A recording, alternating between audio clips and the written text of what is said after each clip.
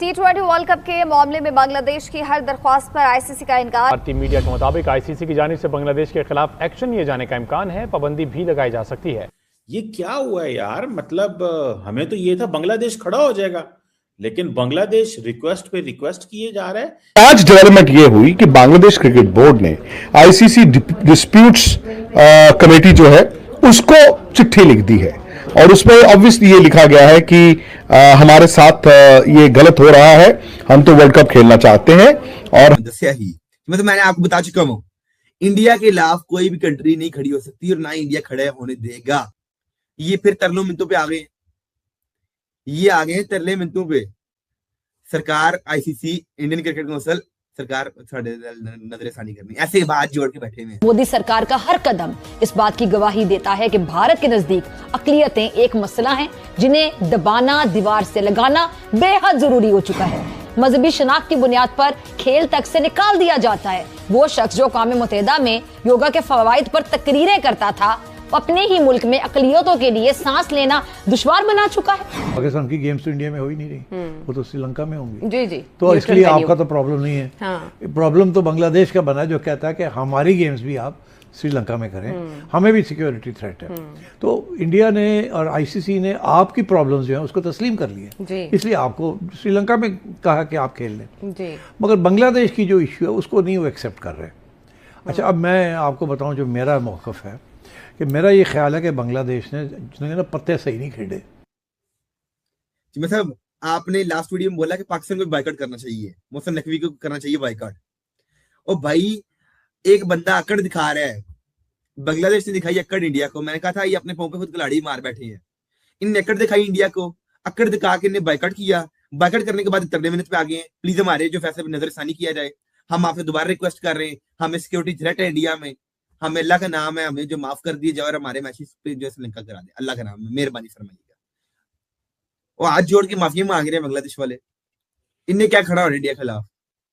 ना इनकी कोई हैसियत, ना इकोनॉमी है, ना कंट्री, ये है कुछ नहीं, छोटे से तो है ये बिल्कुल। पाकिस्तान में छुप कर किस टाइम बैठा हुआ, उन्हें पता है कि ये तरले मिनटों पे आ गए हैं। दोस्तों, कहानी यहीं से दिलचस्प हो जाती है क्योंकि जिस बड़े सपोर्ट की उम्मीद की जा रही थी वह सिर्फ बातें ही निकलीं। पहले बड़े बड़े बयान दिए गए, मंचों पर आवाजें उठीं, लेकिन जैसे ही फैसला बदला और नई टीम को शामिल किया गया, वही आवाजें अचानक खामोश हो गईं। सवाल यह नहीं है कि कौन खेल रहा है और कौन नहीं, सवाल यह है कि क्या वादे सिर्फ कैमरे के सामने किए जाते हैं। यही वो मोड़ है जहां सच्चाई और दिखावे के बीच फर्क साफ नजर आने लगता है और यहीं से आगे की पूरी कहानी असली रंग दिखाती है। पाकिस्तान को कुछ करने की जरूरत नहीं है। बताता हूं क्यों। देखिए, बांग्लादेश ने एक पैगाम देना था, एक मैसेज देना था इंडिया को। जिस तरह ईरान ने एक मैसेज दिया, कोई बंदा नहीं मरा, 80 मिसाइल चले, मैसेज गया ठीक कि हम भी आपके साथ वो कर सकते हैं। आपने हमारे एक प्लेयर मुस्तफीजुल इस्लाम को आईपीएल से निकाल दिया, हमने उस पर स्टैंड लिया, हम नहीं आते। अब कल को वो चले जाएंगे, मुझे ये लगता है। अच्छा। हमारी असेसमेंट है कि वो चले जाएंगे, लेकिन पैगाम तो दे दिया। अब सूरत हाल ये है कि जब आप इस आईसीसी को देखते हैं ना, उसका जो हेड है जय शाह, वो इंडियन है जी। इंडिया के 2 बोर्ड मेंबर हैं, एक मिस्टर साइकिया हैं और दूसरे हैं वो जो इनका ऑलराउंडर था रॉजर बिनी। ये 2 बोर्ड मेंबर हैं। हमारी तरफ से सिर्फ 1 बोर्ड मेंबर है, हमारे मोहसिन नकवी साहब। बांग्लादेश का भी 1 बोर्ड मेंबर है, ऑस्ट्रेलिया के 2 हैं। अब अगर मीटिंग बात पे होती है और यानी हाथ खड़ा करके आपने जवाब देने हैं, तो बांग्लादेश तो अकेला रह जाएगा पाकिस्तान की मदद के बाद भी। तो ये तो फैसला हो चुका, लेकिन मेरे ख्याल में पैगाम पहुंच गया है और बड़े अच्छे तरीके से पहुंचा है। पाकिस्तान को कुछ नहीं करना, सिर्फ यह है कि जब वक्त आए, जब वोटिंग हो, जब बोर्ड में बात हो, तो वो बताएं कि जी ये ढकोसला है ना कि सिक्योरिटी कंसर्न, हमारे यहां सारी दुनिया की टीमें आ रही थी, आप क्यों नहीं आए? तो ये सिक्योरिटी नहीं है। ये अपने पांव पे बाहर तो डालें, पांव पे बाहर से पहुंची साहब, पैरों से बाहर ही नहीं पाते हैं। मतलब कि भाई मजबूती से खड़े हो। एक दिन आपने नहीं चल पाए, अपने फैसले के ऊपर नहीं आप रह पाए हैं। एक दिन आपने टिक पाए अपने फैसले के ऊपर। 24 घंटों में आपने बाइकआउट के बाद आपने जो है 24 घंटे नहीं अभी आपके बाइकआउट को है, आपने तरला किया है आईसीसी, ये हम हाथ जोड़ रहे हैं आपके सामने, हमारे फैसले के ऊपर नजरसानी की जाए। ये आपकी ये मतलब गुर्बत है इनके माइंडसेट, इनका गरीब माइंडसेट इनका। यार मुझे एक बात खड़े होते बताओ आप, गुर्बत कैसी है? ये मतलब गरीब एक माइंडसेट बात है है- साहब, ये गरीबों नहीं वाला यार, ये माइंडसेट मेरी है। बात सुने, उन्होंने तो चैलेंज किया है डिक्टेटोरियल जो टेंडेंसी आईसीसी में पाई गई है, that is because of the J Shah साहब, उसको उन्होंने चैलेंज किया है। वो तो जालिम को जालिम कह रहे हैं, वो तो ताकतवर को कह रहे हैं हमें तुम्हारी कोई परवाह नहीं है। अगर उन्होंने देखें लीगल एवेन्यूज को एक्सप्लोर करना इज देयर राइट, है कि नहीं राइट जी?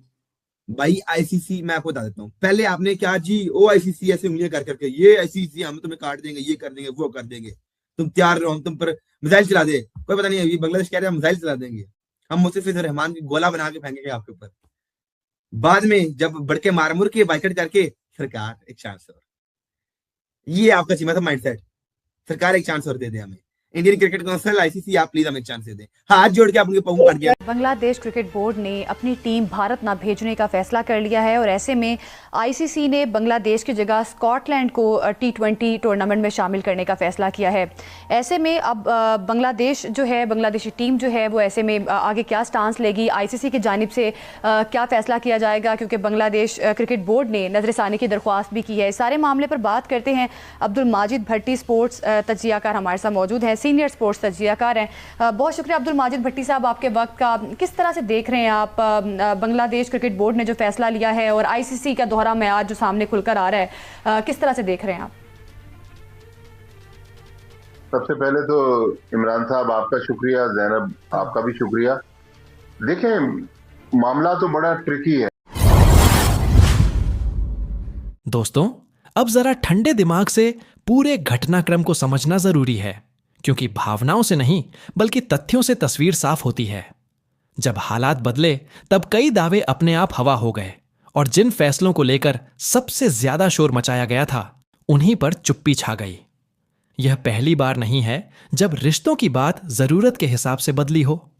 इतिहास गवाह है कि राजनीति और खेल में दोस्ती हमेशा स्थायी नहीं होती, बल्कि स्वार्थ के इर्द गिर्द घूमती रहती है। ऐसे में यह समझना जरूरी है कि हर समर्थन दिल से नहीं बल्कि रणनीति से आता है। बीते अनुभव बताते हैं कि भावनात्मक नारों से ज्यादा जरूरी है जमीनी सच्चाई को पहचानना। अगर किसी को लगता है कि सिर्फ बयानबाजी से हालात बदल जाएंगे तो यह सबसे बड़ी गलतफहमी है। आने वाले समय में वही आगे बढ़ेगा जो अपने फैसले खुद ले, अपनी ताकत पहचाने और किसी और की आवाज पर निर्भर न रहे। यही सीख हर उस स्थिति पर लागू होती है जहां उम्मीदें ज्यादा और हकीकत कम हो। दोस्तों, अगर आपको यह विश्लेषण समझ आया हो तो वीडियो को लाइक करें, शेयर करें ताकि बात ज्यादा लोगों तक पहुंचे, और ऐसे ही संतुलित और तथ्य आधारित कंटेंट के लिए चैनल को सब्सक्राइब जरूर करें।